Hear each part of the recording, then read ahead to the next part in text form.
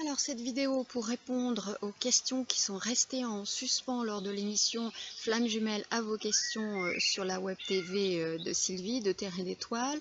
Il y en avait vraiment beaucoup, donc certaines se recoupaient. J'en ai repris ici une vingtaine à peu près, voilà, pour combler peut-être vos frustrations en latence. Alors on démarre tout de suite avec Nolwenn. On parle de manière obsessionnelle de réunion, peut-elle se vivre d'une manière différente que la vie de couple? Alors oui, ça, obsessionnel, c'est bien le mot, en effet, en plus d'être confondu avec la fusion. La réunion, dans son intégralité, elle est physique, elle est émotionnelle, intellectuelle, spirituelle, sexuelle, énergétique, évidemment. Donc on peut la vivre sans être un couple sous forme classique qui vit H24 ensemble. Simplement, elle comprend tous ces aspects, sinon elle reste partielle. Ensuite, et c'est peut-être la question sous-jacente, on peut parfaitement contribuer sans être en couple, soit de manière indirecte, par ce qu'a révélé le lien par le chemin de guérison, ce qu'a révélé le lien de nous, de notre potentiel, de nos talents, soit de manière directe, sous différentes formes, couple, duo, etc. Je pense, et je l'ai déjà évoqué, je crois, à ce couple en fait qui avait une très grande différence d'âge. Lui était professeur d'université, elle était son étudiante, et elle n'a pas réussi à dépasser le défi de la différence d'âge. Simplement, ils ont quand même réussi à se retrouver pour contribuer, puisque lui avait ce talent d'écriture, et il a écrit à partir des informations qu'elle lui a transmises sur les violences faites aux femmes qui pesaient sur ces lignées familiales. Donc il y a eu, d'une certaine façon, contribution, elle est directe et en même temps sans que ce soit... Alors, une autre question de Stéphanie. Faut-il renoncer à la personnalité incarnée du jumeau, c'est-à-dire que notre jumeau n'est pas ce que l'on croit? Faut-il oublier et transmuter même les croyances en ce qu'il est en tant que personnalité ou identification mentale ego et faire une reconnaissance uniquement au niveau de l'âme? Doit-on renoncer au rôle que nous jouons en tant que personnalité et à quoi jouons-nous alors? Alors, ce n'est pas la personnalité de votre flamme jumelle à laquelle il convient de renoncer, car l'amour universel, il aime en englobant tout ce qui est, ne rejette rien. Il s'agit plutôt de renoncer à vos projections et oui, à vos croyances sur ce qu'il est. Il n'est pas ce personnage, pas plus que vous. Il est au-delà, il est son être authentique, sûrement pas reconnu, sûrement pas déployé, que vous percevez sans doute. Et en même temps, il porte ce costume. Qu'est-ce que ce costume, ce rôle temporaire éveille en vous, touche en vous, blesse en vous? C'est de ça dont il convient de s'occuper. À quoi joue-t-on alors, demandez-vous Stéphanie? On ne joue à rien, on ne joue pas, on ne joue plus. Quand on rejoint son être authentique, on sort de la pièce de théâtre. Une autre question.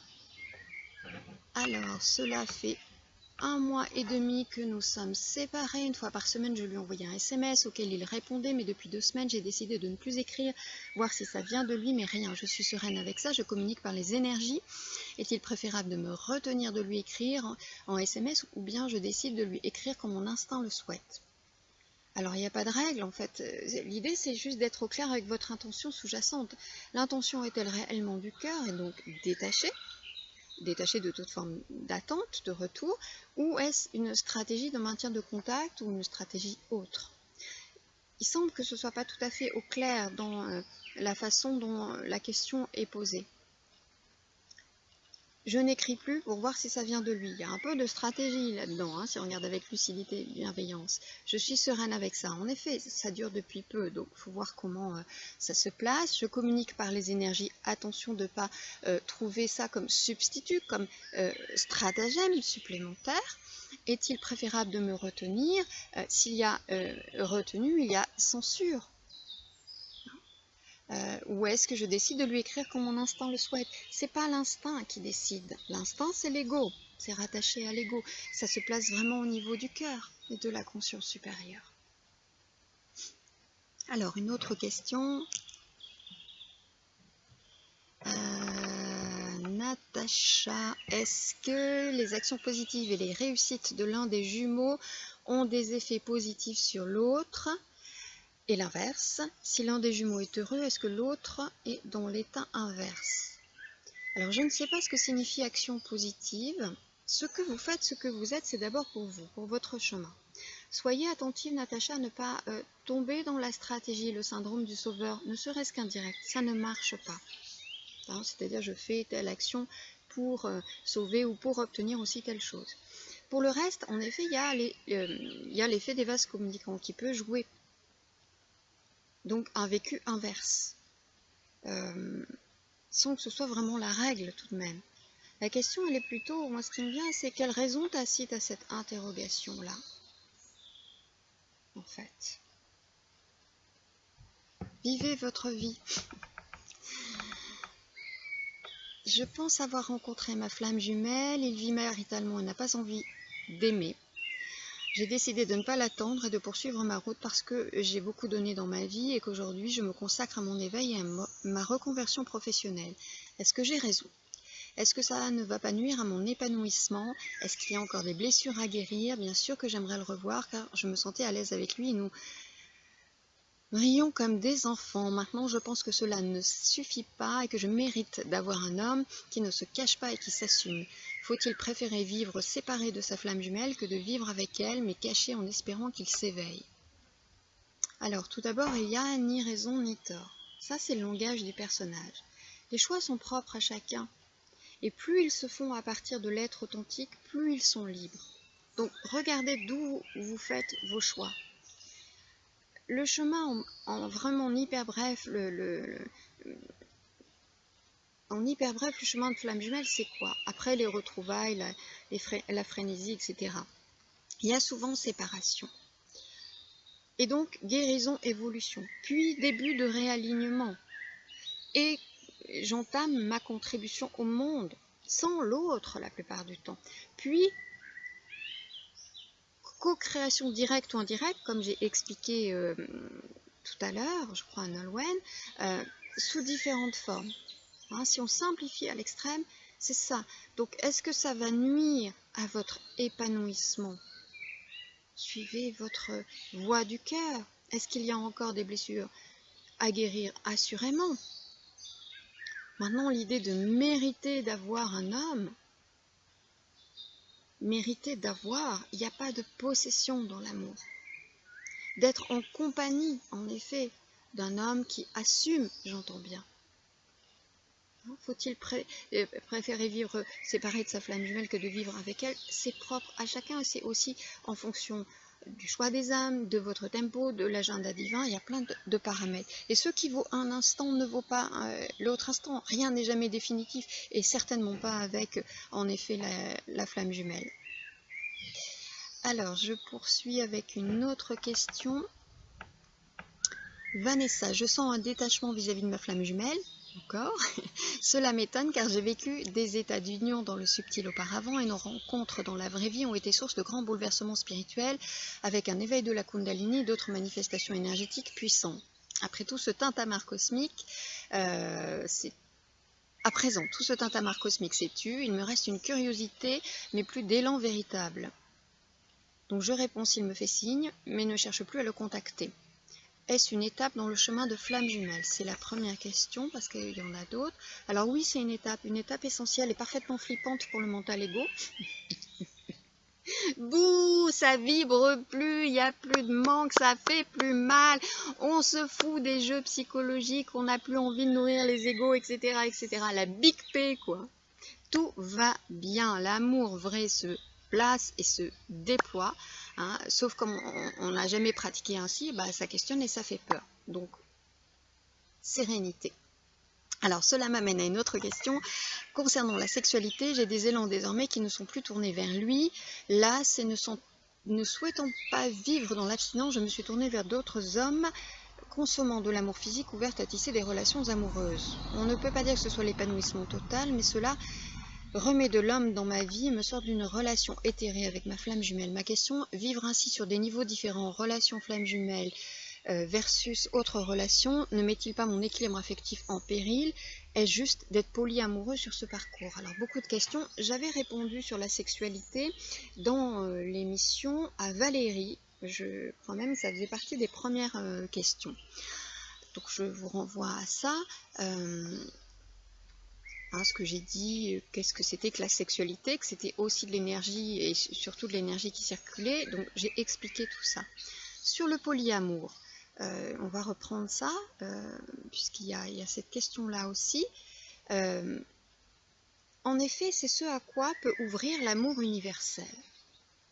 L'amour universel, c'est cette capacité à aimer tous, toutes, tout ce qui est vivant. Ça n'induit pas forcément la sexualité, évidemment. Maintenant, soyons clairs. Très peu de personnes sont en capacité pour le moment de le faire, de vivre le polyamour dans des conditions d'amour universel, de respect de chacun, dans la transparence, la communication. C'est souvent un alibi à du libertinage en fait. C'est aussi une compensation. La flamme jumelle, elle n'est pas là, alors je vais chercher un casse-croûte ailleurs, comme dirait mon amie Sophie. Tout est juste du moment que vous êtes hyper au clair avec votre intention sous-jacente. J'ai vu ces derniers temps passer plusieurs témoignages, sans lien du tout avec les flammes jumelles, de polyamoureuses. C'était des femmes, en effet, qui s'exprimaient. Et il y avait vraiment une réflexion profonde autour de cela chez ces personnes. Des valeurs parfaitement identifiées, une bienveillance et un respect très significatif.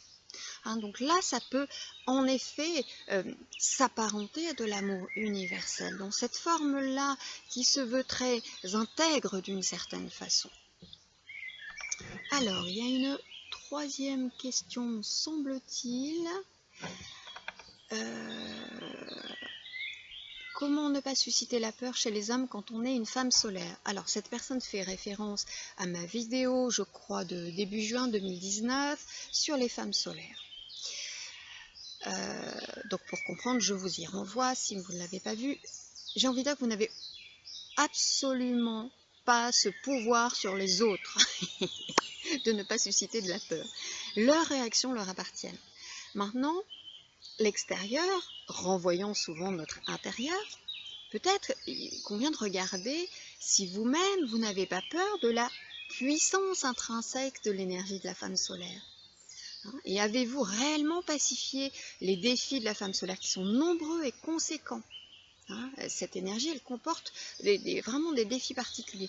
Quand on est aligné à son essence véritable, l'extérieur ne vient plus nous chercher. Et s'il le fait encore de temps en temps, on s'y arrête plus. Pas par rejet, pas par mépris, car en paix avec soi. Vous n'avez pas ce pouvoir sur les autres. Alors, encore des questions. Je vérifie un peu la caméra qui m'a joué 2-3 blagues pour tout vous dire avant de commencer, ce qui n'est pas la même que d'habitude en réalité. Donc c'est vrai que peut-être je ne sais pas l'utiliser aussi. Nathalie, alors, nous en sommes actuellement, je crois, à la phase de séparation, avec quelques rencontres et échanges de SMS depuis 2 ans. J'ai connu la nuit noire de l'âme, donc, mais j'avoue bloquer un peu en ce moment et avoir des doutes. Lors de notre dernier échange, il y a 5 jours, il a été horrible dans son comportement. Ses propos me reprochant des faits totalement fantaisistes. Alors j'avais l'impression qu'il s'était inventé toute une histoire. Je suis en train de me dire que j'ai peut-être déjà répondu à cette question, j'ai un petit doute. Parce que ça me dit sérieusement quelque chose. Est-il conscient à ce moment-là de ce qu'il dit, de ce qu'il fait? Est-il capable de se rendre compte après de l'énormité de ses paroles? Alors, la flamme jumelle, c'est pas un être parfait. On est bien, vous ne l'êtes pas, il ne l'est pas, tant qu'on est dans nos rôles, nos personnages.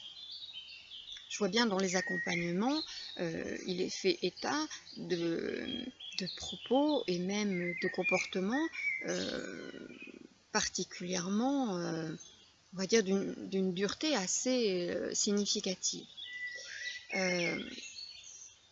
Ça ramène à ce que j'ai dit précédemment, sur le nœud originel, sur le fait d'être sa souvenance dans sa responsabilité de la scission. Tout ce que j'ai dit autour de la déconnexion au cœur, de la densité de l'ego, hein.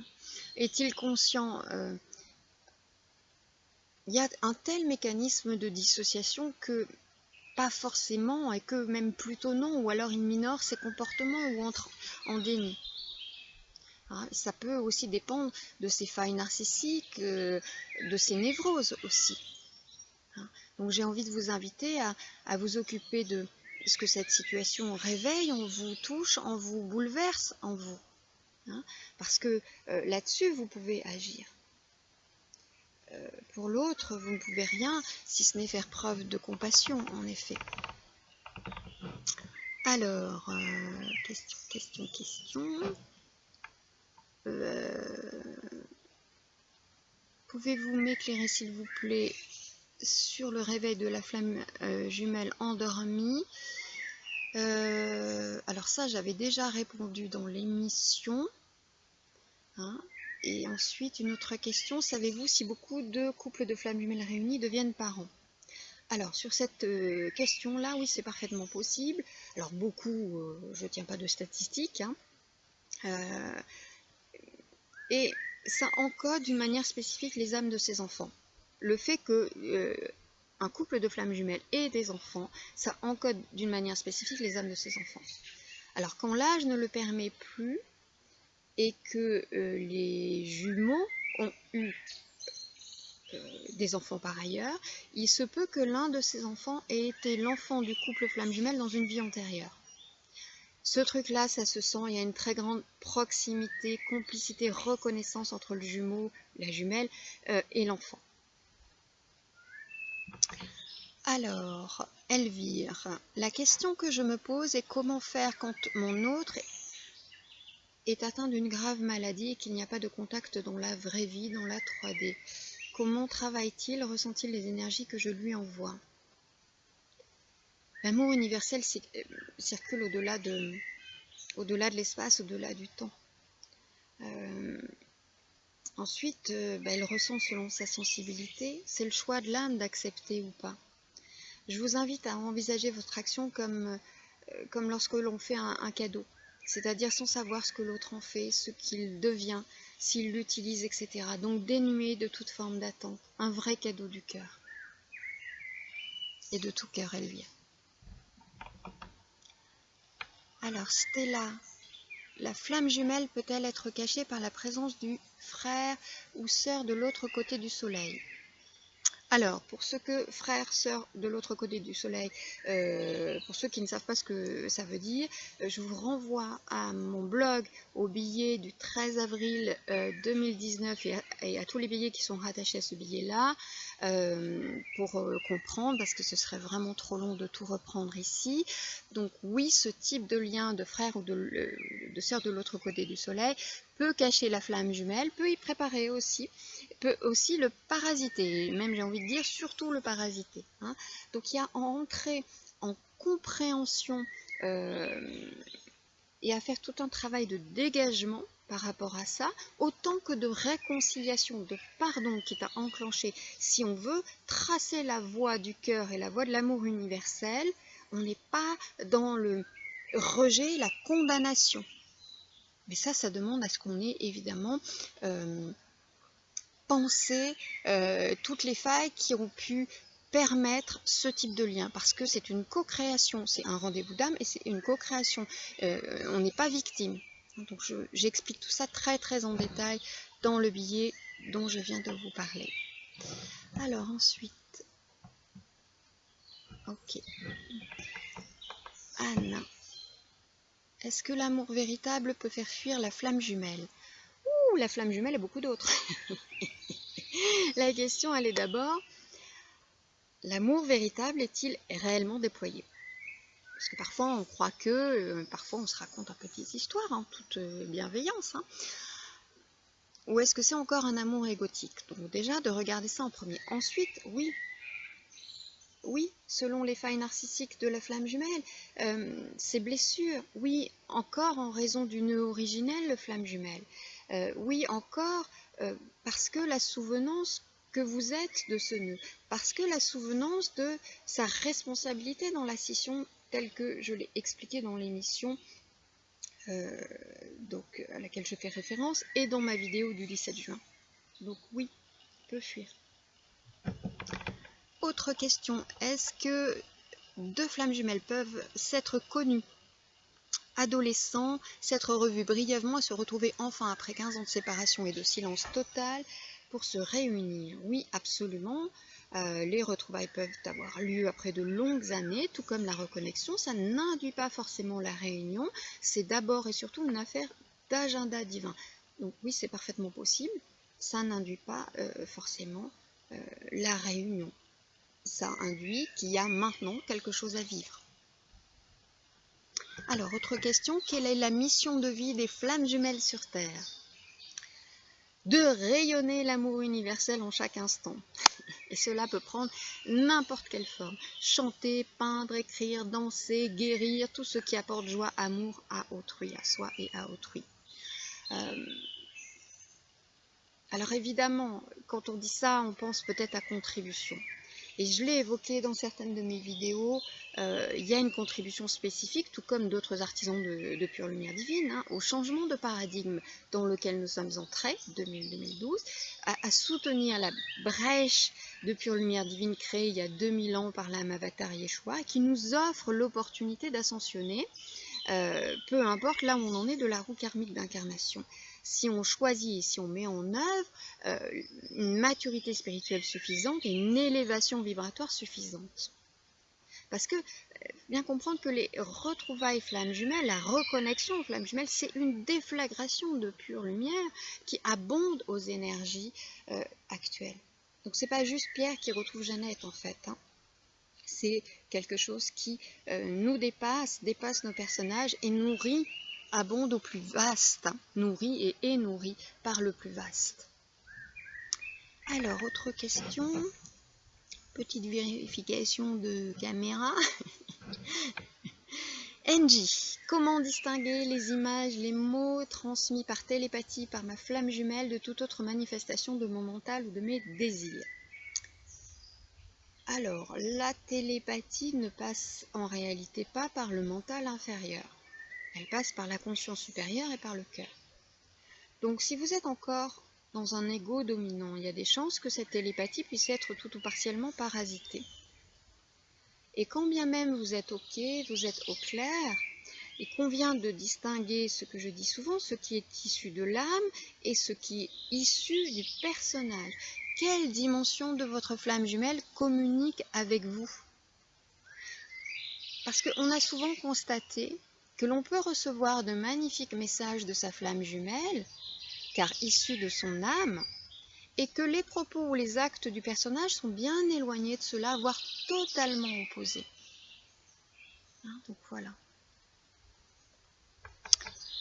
Alors Nolwenn, une question. Quand on a bien avancé sur soi, on ressent moins l'autre sur le plan énergétique et physique, comme s'il y avait une intégrité retrouvée. Comment expliquer cela? Alors, le ressenti moindre, c'est-à-dire la diminution de ressenti, a lieu à plusieurs moments et pour des raisons qui peuvent être très diverses. Ça peut être pour vous protéger si votre flamme jumelle vit des moments difficiles, voire est en train de sombrer dans ses propres ténèbres. Ça peut être parce que vous vous servez de ces ressentis comme moyen de contrôle, c'est-à-dire avoir des nouvelles sans en avoir directement. Et ça peut être, en effet, que vous avez passé un ou des paliers et que vous vous trouvez maintenant dans un espace de détachement. C'est l'installation de cet état dans la durée qui dira en fait ce qu'il en est. Et ça, c'est quelque chose, le moindre ressenti qui est franchement très variable. Donc ne vous attachez pas à essayer d'y mettre de la compréhension mentale. Prenez acte, accueillez tel que c'est là maintenant. Alexandra, si on accède à la réunion et que l'on transmute un maximum de blessures, que se passe-t-il dans notre prochaine incarnation pour les flammes jumelles? Donc Alexandra a envie de revenir en incarnation. Wouhou! Alors, Je plaisante, bien sûr. Si vous revenez, et au vu de ce que j'ai dit précédemment sur le paradigme et la brèche d'ascension, c'est que le job, il n'a pas été fait, fini, il n'est pas terminé en termes d'ouverture de cœur, de maturité spirituelle et d'élévation vibratoire.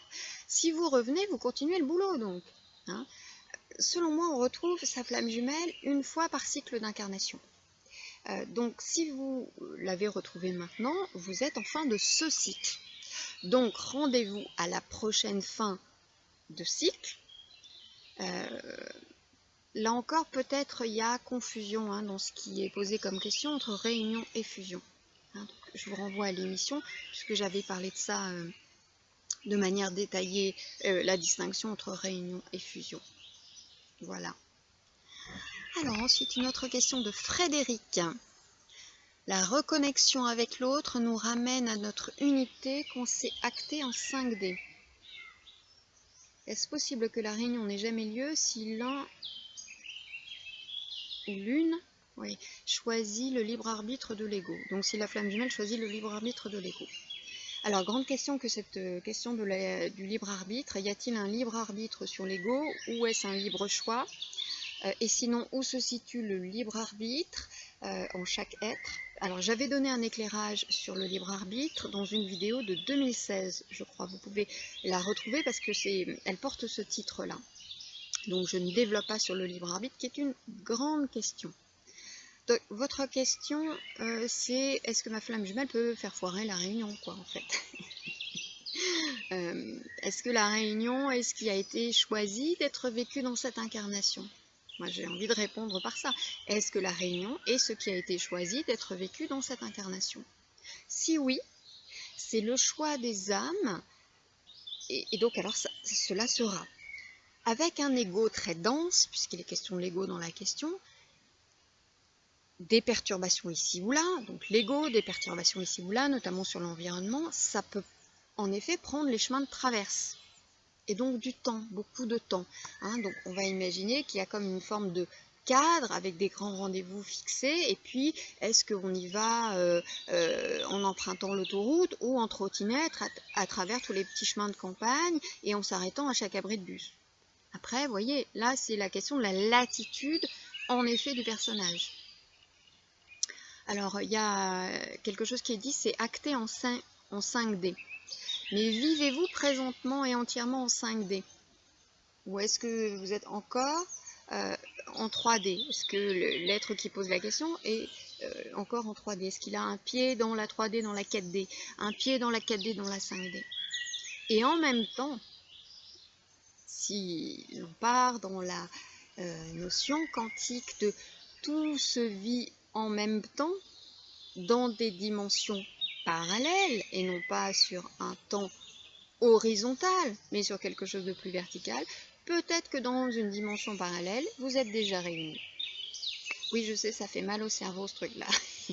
Donc laissez poser. Alors, ensuite,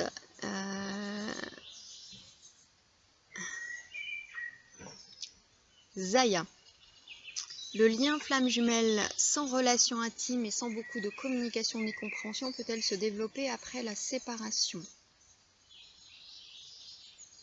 En fait, certains ne font que croiser leur flamme jumelle, ou celle-ci elle est inaccessible parce que artiste, parce que plein de raisons. Artiste connu, je veux dire, donc quelqu'un qui serait inaccessible par exemple, ça je l'ai vu plusieurs fois. En fait, le lien ne se développe pas, Zaya. Il est déjà et de toute éternité. C'est la relation terrestre qui se développe ou pas.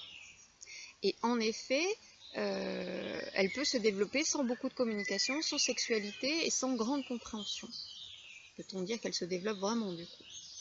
Donc le lien et la relation terrestre, c'est autre chose. Toujours distinguer le lien d'âme et la relation terrestre. Pas distinguer au sens de séparation, simplement d'être en lucidité avec ça. Alors, Angélique, est-il possible que la séparation dure de nombreuses années? Oh, que oui. C'est selon l'agenda de chacun. Et si la réunion fait partie de l'expérience. Même en couple, une harmonisation flamme jumelle, en couple qui ne se sépare pas, une harmonisation de flamme jumelle prend 4 à 10 ans. Séparer, ça peut être aussi long, voire plus long. Il n'y a pas de règle en même temps. C'est propre à chacun. Hein, donc vous enfermez pas dans ces choses-là. Et en effet, ça peut prendre de nombreuses années. Ça dépend de votre agenda. Nouvelle question. Après des mois sans contact, ma flamme jumelle veut me voir. Des tas de peurs remontent en moi, même si j'ai très envie de le revoir. Je suis perdue, que dois-je faire? Alors, c'est pas moi qui vais vous dire quoi faire. Je vais simplement vous inviter à vous occuper de vos peurs d'abord. Ensuite, à regarder avec lucidité et bienveillance ce qui vous fait dire oui ou ce qui vous fait dire non, vous ferait dire non à sa demande. Quelle est l'intention réelle? Quelle attente tacite? Quel espoir même se cache derrière tout ça? Et aussi d'examiner le contexte autour de sa demande. Car après tout, flamme jumelle ou pas, on n'est pas obligé de courir derrière le nanos lancé par l'autre. Si la flamme jumelle se trouve dans des mécanismes égotiques, et si cette flamme jumelle est endormie, il y a des chances. Si elle est encore dans des jeux psychologiques, est-ce que c'est ce que vous voulez nourrir? Le chemin de flamme jumelle, qui est entre autres de rejoindre notre être authentique, ne peut pas s'accommoder de ça très très longtemps. Ou alors vous n'êtes pas en train de cheminer vers votre être authentique. Vous-même, vous êtes en train de pédaler dans votre ego.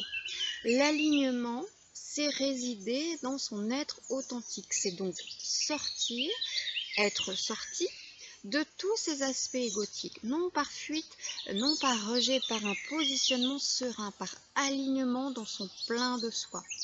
Quand on y est, on n'a aucun élan à jouer à ça ou à nourrir cela. Donc, que dois-je faire? Je ne sais pas pour vous. Simplement, regardez en vous, profondément. Virginie, quand les signes et les synchronicités sont trop nombreux et ou contradictoires, quoi faire? Alors, s'agit-il de signes, de vraies synchronicités ou d'interprétation mentale? Première question.